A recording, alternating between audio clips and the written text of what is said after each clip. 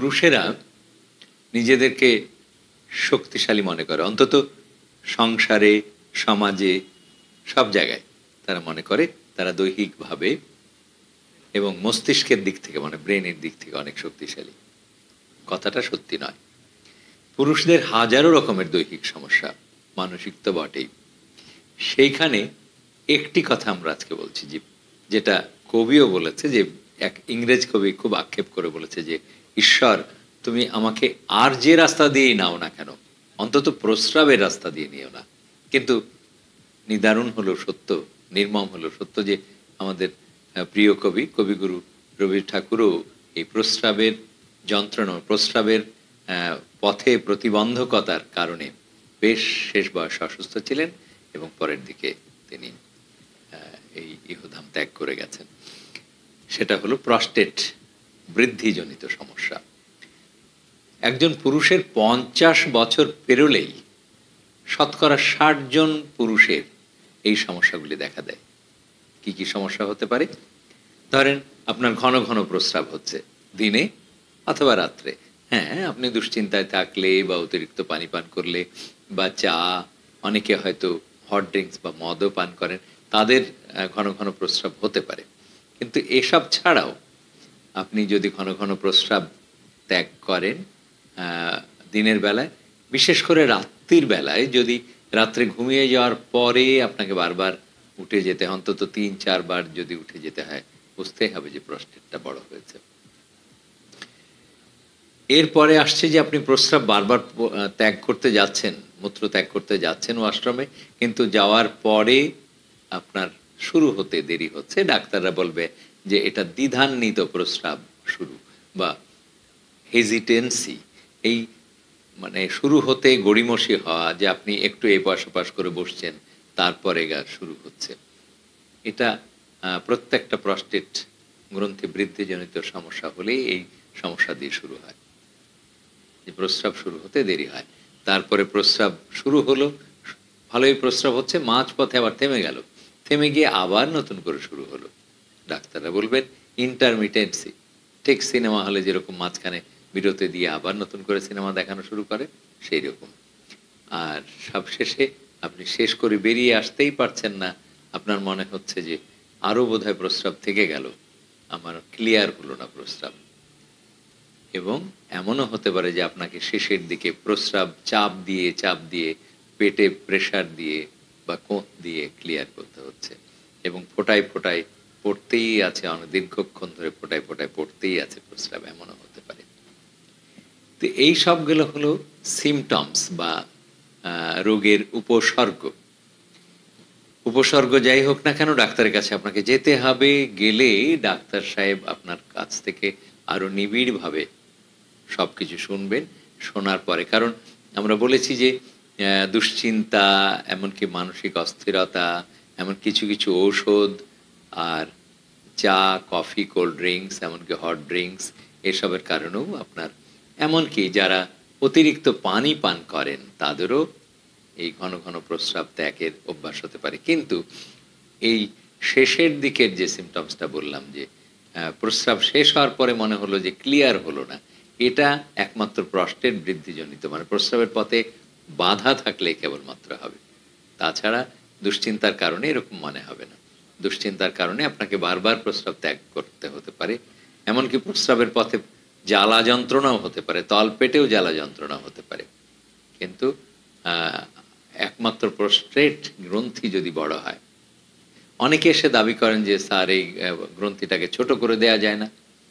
Prostate গ্রন্থি ছোট করে দেয়া যায় না।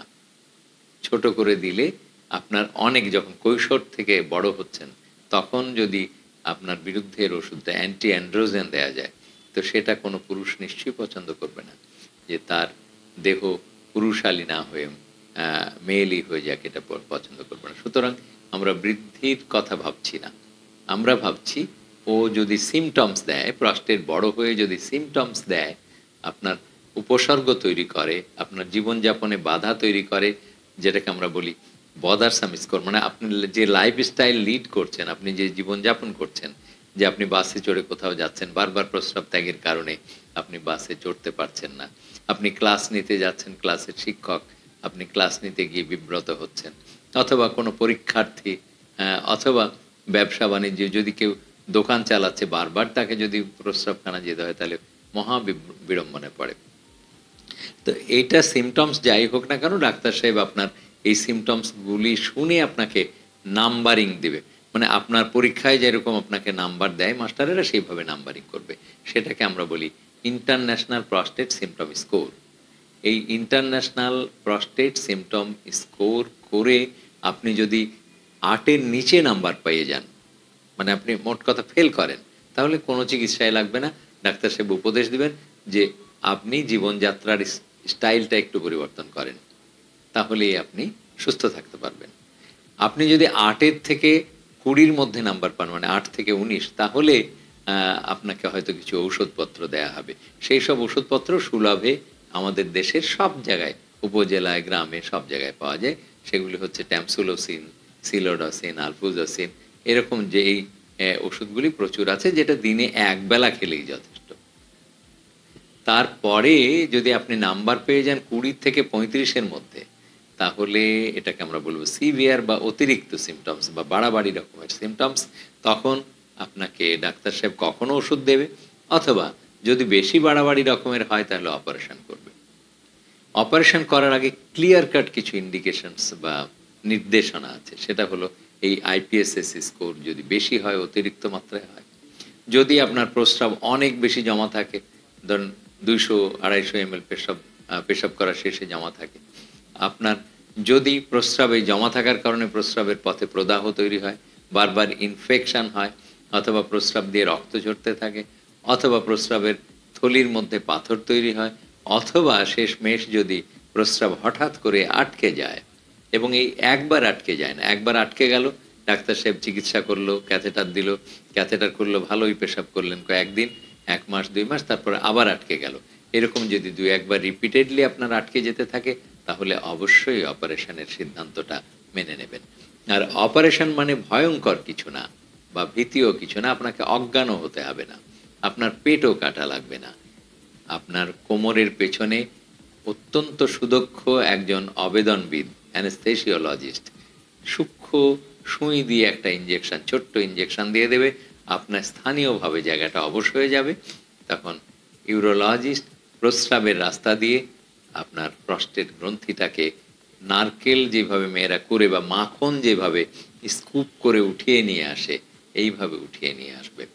এটা আমরা বলি ট্রান্সইউরেথ্রাল রিসেকশন অফ প্রস্টেট। আর আমাদের কাছে তো মানে এই advance centre of kidney and urology, আকু সেন্টার প্রতিষ্ঠা হওয়ার পর থেকে আমাদের কাছে থুলিয়াম লেজারও আছে, যেটা অনেকটাই সেফ। কোনো রকম রক্তপাত, মানে খুব মিনিমাম রক্তপাত দিয়ে, প্রস্রাবের পথ দিয়ে এই অপারেশনটা করা সম্ভব। তো আমরা বলি থুলিয়াম লেজার ইনফ্লিয়েশন অফ প্রস্টেট বা থুলেপ অপারেশন। এটা আকু সেন্টারে আমরা দীর্ঘদিন থেকে করছি। এছাড়াও টিইউআরপি বা ট্রান্সইউরেথ্রাল রিসেকশন অফ প্রস্টেট, এটাও আমাদের এখানে হচ্ছে সুলভে।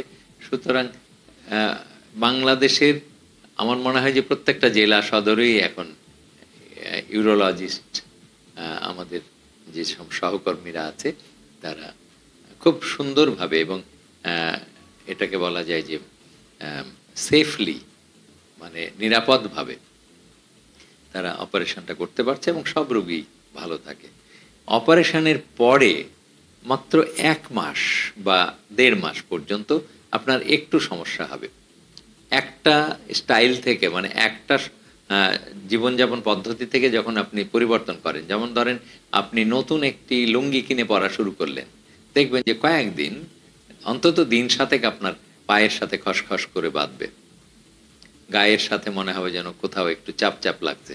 মানে পুরনো লুঙ্গি আর নতুন লুঙ্গির মধ্যে তফাৎ এরকম। তেমনি অপারেশনের পরে আপনার ১-১.৫ মাস একটু সমস্যা হবে, হয়তো ঘন ঘন প্রস্রাব হবে, হয়তো প্রস্রাবের সাথে একটু ১ ফোঁটা রক্ত চলে যাবে, হয়তো প্রস্রাব করতে যাওয়ার সময় আপনার কাপড়ের মধ্যে ২-১ ফোঁটা পড়ে যাবে। এগুলিকে আপনার মেনে নিতে হবে। ঠিক ১-১.৫ মাসের মাথায় এগুলি আবার আপনা আপনি ঠিক হয়ে যাবে। আপনি শুরু করতে পারবেন সুন্দর একটি মানে যৌবনের মতন নতুন জীবন। তাহলেই তখন আর আপনার আক্ষেপ করে বলতে হবে না যে, "ঈশ্বর আমাকে আর যাই হোক প্রস্রাবের পথ দিয়ে অন্তত নিও না।" হ্যাঁ, মানুষ তো মরণশীল। প্রত্যেকটা মানুষই আমরা এই পৃথিবীর থেকে বিদায় নেব। কিন্তু যে কদিন মহান আল্লাহ তাআলা বা মহান সৃষ্টিকর্তা আমাদেরকে পৃথিবীতে আয়ু দিয়ে রেখেছেন, যেন আমরা সুস্থ, সুন্দর, নিরোগ জীবনযাপন করতে পারি। সবাই সুস্থ থাকুন।